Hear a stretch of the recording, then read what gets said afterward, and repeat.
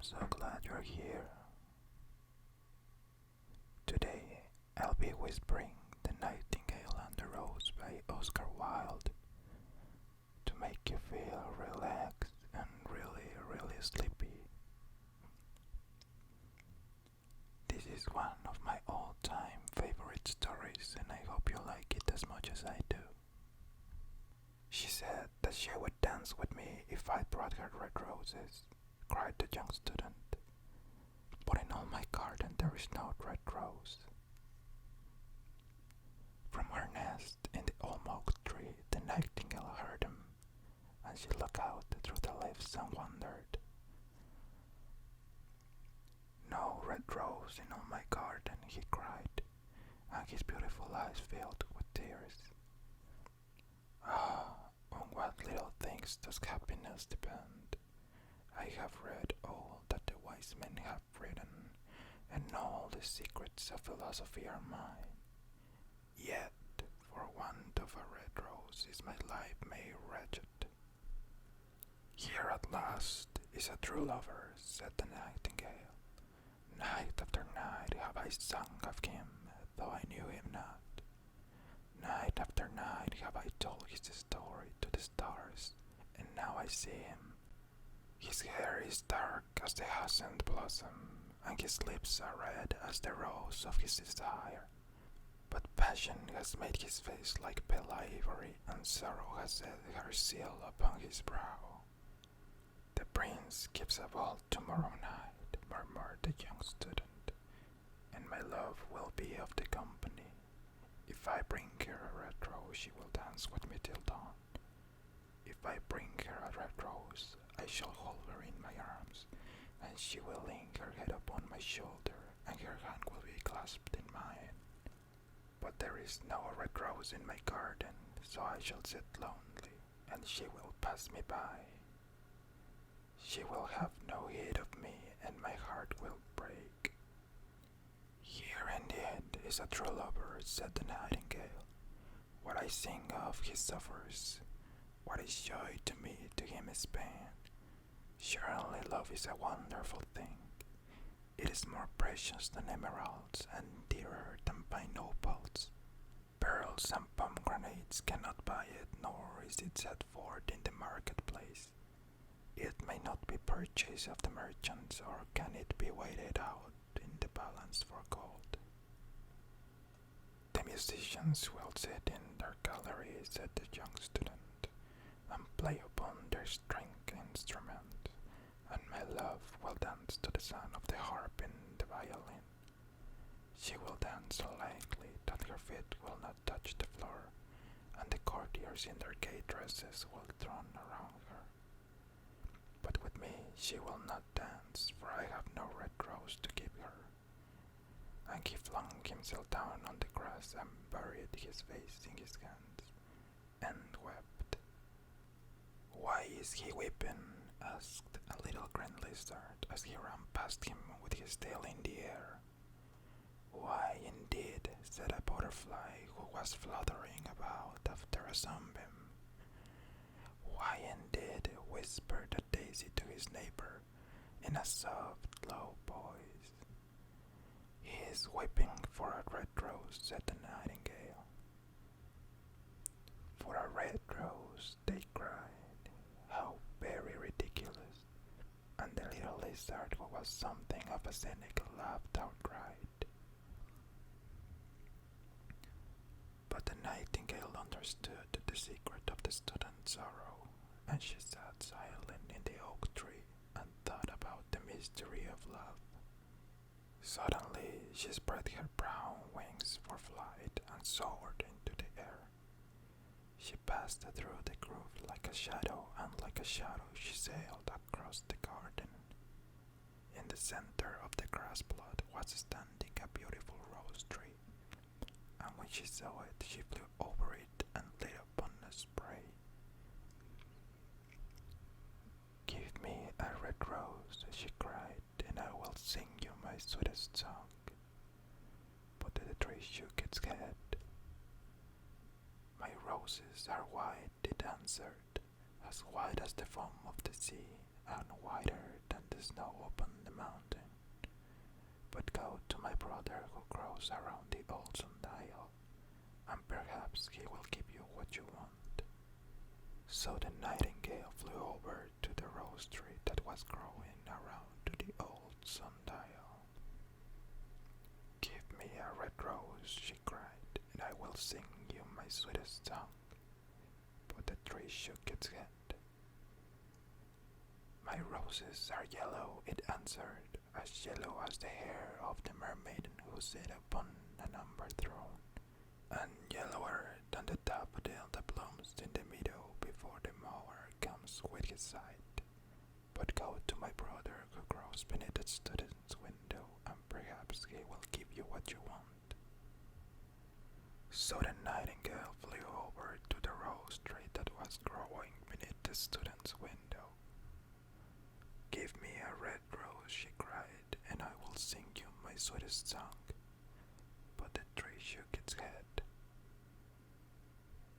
My roses are red, it answered, as red as the feet of the dove, and redder than the greater fans of coral that wave and wave in the ocean cavern.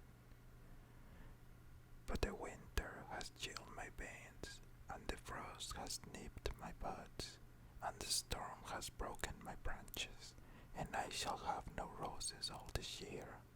One red rose is all I want, cried the nightingale. Only one red rose. Is there no way by which I can get it? There is a way, answered the tree, but it is so terrible that I dare not tell it to you. Tell it to me, said the nightingale. I am not afraid. If you want a red rose, said the tree, you must build it out of music by moonlight, and stain it with your own heart's blood. You must sing to me with your breast against a thorn. All night long you must sing to me, and the thorn must pierce your heart, and your life blood must flow into my veins and become mine. That is a great price to pay for a red rose, cried the nightingale, and life is very dear to all. It is pleasant to sit in the green wood and to watch the sun in his chariot of gold, and the moon in his chariot of pearl. Sweet is the scent of the hawthorn, and sweet are the bluebells that hide in the valley, and the heather that blows on the hill. Yet love is better than life, and what is the heart of a bird compared to the heart of a man? So she spread her brown wings for flight and soared into the air. She swept over the garden like a shadow, and like a shadow she sailed through the grove. The young student was still lying on the grass where she had left him, and the tears were not yet dried in his beautiful eyes. Be happy, cried the nightingale, be happy. You shall have your red rose. I will build it out of music by moonlight, and stain it with my own heart's blood. All that I ask of you in return is that you will be a true lover, for love is wiser than philosophy, though she is wise, and mightier than power, though he is mighty. Flame colored are his wings, and colored like flame is his body. His lips are sweet as honey, and his breath is like frankincense. The student looked up from the grass and listened, but he could not understand what the nightingale was saying to him, for he only knew the things that are written down in books. But the oak tree understood and felt sad, for he was very fond of the little nightingale who had built her nest in his branches. Sing me one last song, he whispered. I shall feel very lonely when you are gone. So the nightingale sang to the oak tree, and her voice was like water bubbling from a silver jar. When she had finished her song, the student got up and pulled a notebook and a lead pencil out of his pocket. She has form, he said to himself as he walked away through the grove, that cannot be denied to her. But has she got feeling? I'm afraid not.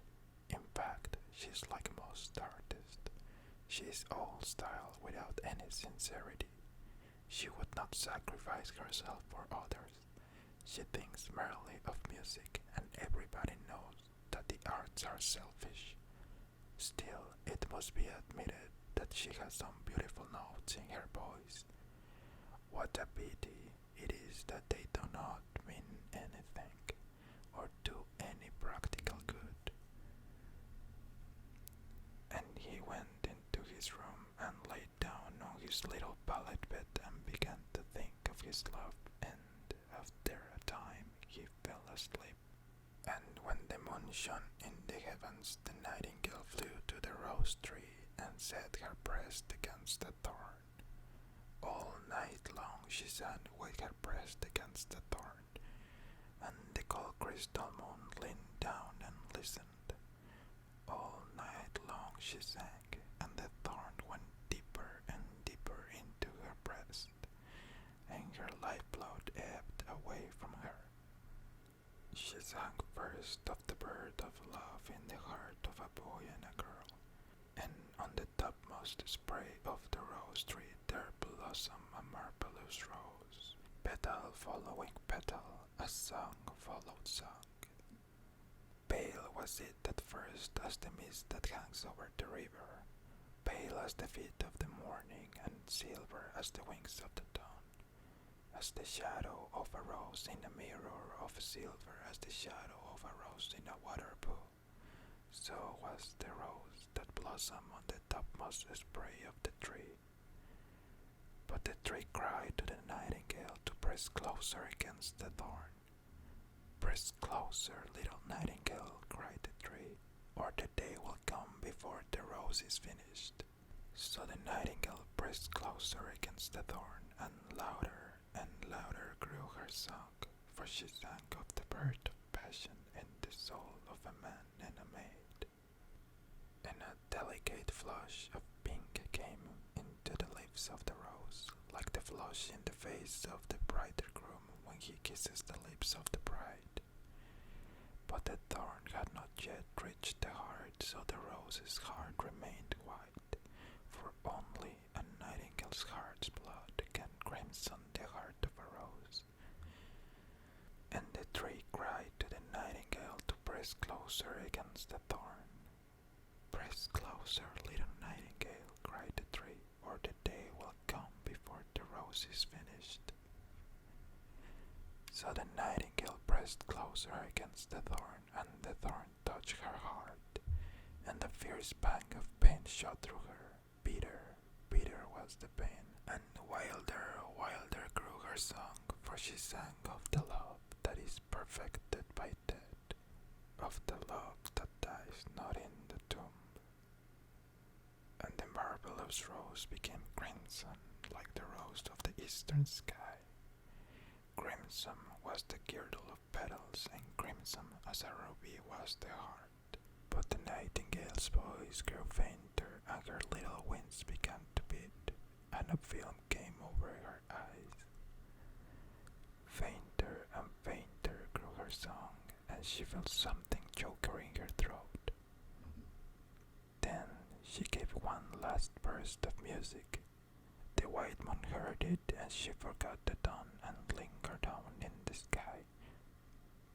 The red rose heard it, and it trembled all over with ecstasy, and opened its petals to the cool morning air.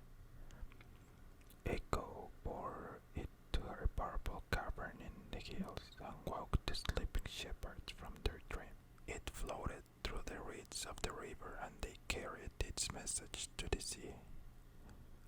Look, look, cried the tree, the rose is finished now. But the nightingale made no answer, for she was lying dead in the long grass with a thorn in her heart. And at noon the student opened his window and looked out. Why, what a wonderful piece of luck, he cried. Here is a red rose. I have never seen any rose like it in all my life. It is so beautiful that I am sure it has a long Latin name. And he leaned down and plucked it. Then he put on his hat and ran up to the professor's house with the rose in his hand. daughter of the professor was sitting in the doorway winding blue silk on a rail and her little dog was lying at her feet. "You said that you would dance with me if I brought you a red rose," cried the student. "Here is the reddest rose in all the world. You will wear it tonight next to your heart, and as we dance together, it will tell you how I love you." But the girl frowned. "I am afraid it will not go with my dress," she answered. "And besides, the Chamberlain nephews has sent me some real jewels, and everybody knows that jewels cost far more than flowers." "Well, upon my word, you are very ungrateful," said the student angrily, and he threw the rose into the street, where it fell into the gutter and a cartwheel went over it. "Ungrateful," said the girl. "I tell you what, you are very rude, and after all, who are you? Only a student. Why, I don't believe you have even got silver bucklets to your shoes as the Chamberlain nephews has." And she got up from her chair and went into the house. "What a silly thing love is," said the student as he walked away. "It is not half as useful as logic, for it does not prove anything, and it is always telling one of things that are not going to happen, and making one believe things that are not true. In fact, it is quite unpractical, and as in this age to be practical is everything. I shall go back to philosophy and study metaphysics." So he returned to his room and pulled out a great dusty book and began to read. The end. I remember the first time I read this story, how bittersweet I felt. I will never forget the sacrifice of the nightingale, so this drawing is to honor her life. I hope you liked the story if you didn't know it. Relax, relax, relax. Release your shoulders.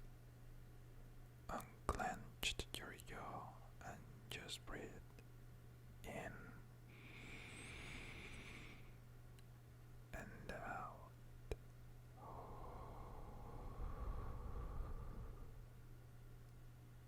In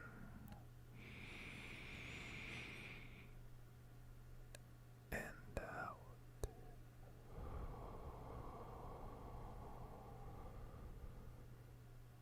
It's time to go to sleep.